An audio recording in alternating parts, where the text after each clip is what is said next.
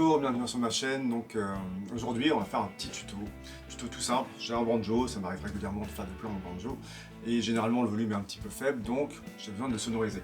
On trouve beaucoup de vidéos sur comment mettre une peau avec des micros intégrés ou encore avec un micro en colle de cygne qu'on peut accrocher au banjo. Moi je vais vous montrer une solution relativement peu onéreuse qui fonctionne bien.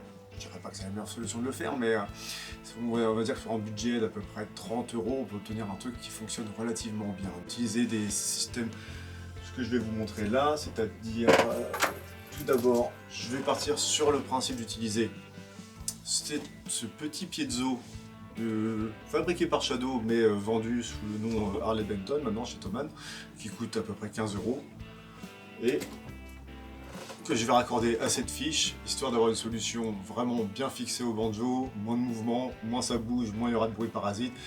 Ça tiendra un peu plus dans le temps, ce qui évitera des problèmes de petits jeux qu'on peut avoir après dans la fiche jack ou d'avoir les fils qui sont dessoudes. Donc ça sera beaucoup plus stable avec ceci. Donc là pour l'instant, je vais faire ça sur ce banjo qui est assez ancien, un banjo qui sonne relativement bien mais qui a déjà un petit peu de volume, mais des fois ça me manque un peu en concert, donc le sonoriser me permettra de jouer avec un petit ampli et de tout de suite être beaucoup plus confort pour jouer.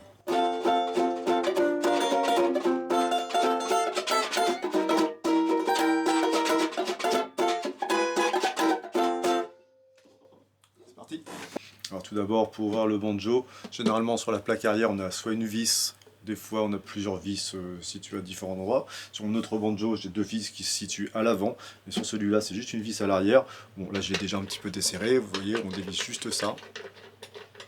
À partir du moment où on enlève la vis, comme ceci, on a la petite rondelle avec, on n'a plus qu'à défaire le couvercle, comme ceci.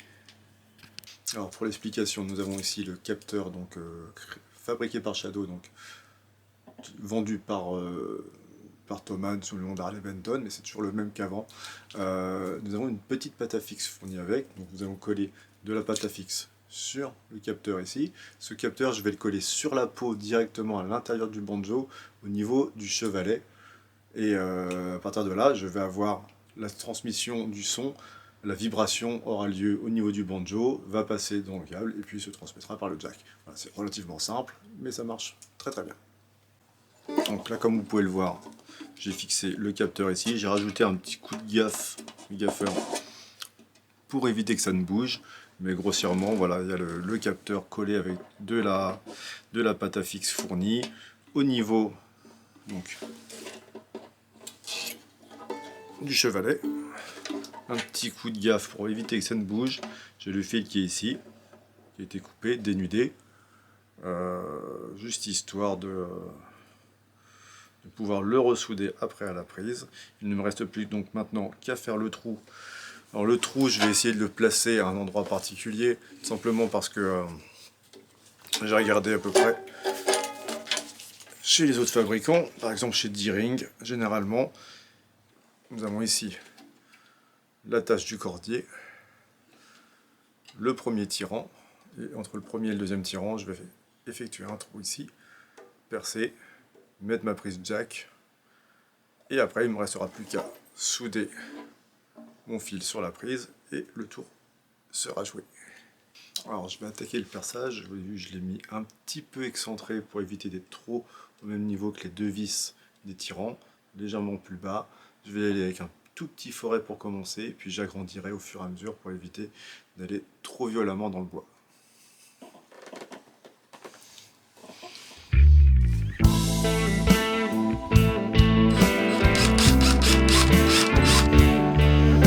Deuxième taille de forêt, un petit peu plus gros, on va y aller tranquillement.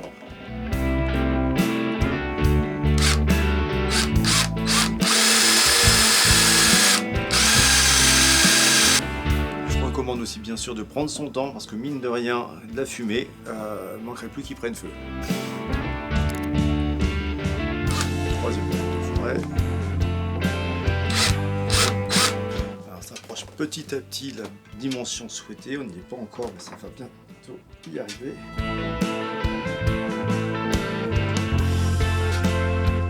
Alors là on va arriver arrivé au point que je n'aime pas beaucoup, moi, tout simplement la soudure, simplement parce que je n'en pratique pas si souvent que ça, et j'ai toujours un peu du mal à faire des soudures propres, mais on va essayer de faire ça. Donc le point de base qu'on va avoir ici, que je vais relier à la prise jack ici même, cette partie là, et la tresse que je vais, la masse, donc je vais souder ici.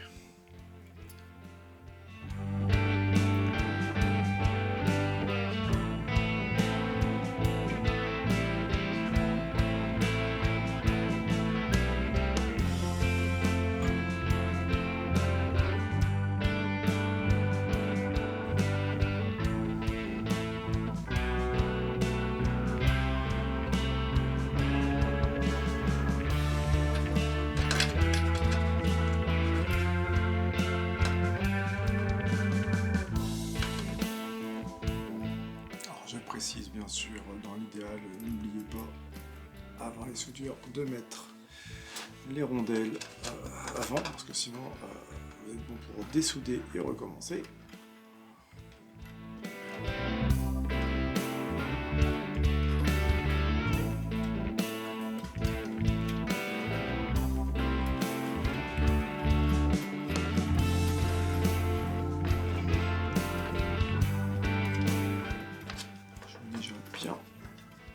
Mettre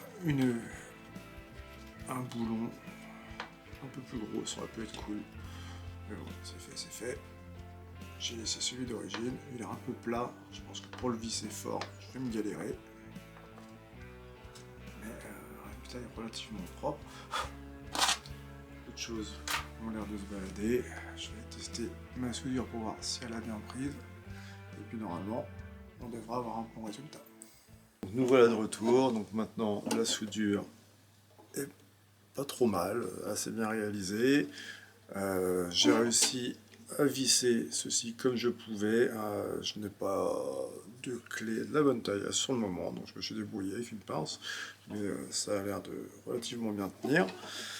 Je vais finaliser avec un petit bout de scotch d'électricien pour éviter que des choses traînent sur la soudure, mais c'est vraiment pour... je sais même pas si c'est vraiment utile, mais ça évitera que de la poussière vienne se mettre dedans. Faut charger, hein, c'est juste pour rendre ça un peu moins.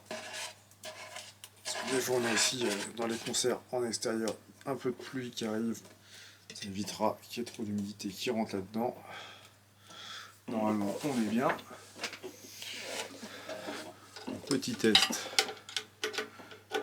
de branche, tout simplement. J'ai un petit X-Vibe, c'est assez pratique même pour les concerts, comme vous pouvez le voir. Et donc tout fonctionne parfaitement, il ne reste plus qu'à finir de remonter le capot, ici même. Normalement,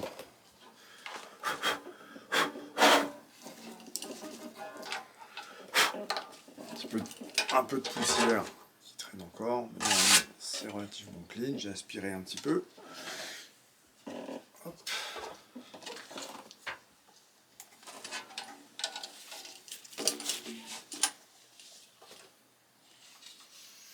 Sur ces banjos c'est relativement simple, hein, juste une petite encoche à remettre à sa place. Ok. Normalement, si on est en place, ça doit plus pouvoir tourner. Là, j'y suis. Deux petites vis. Bon.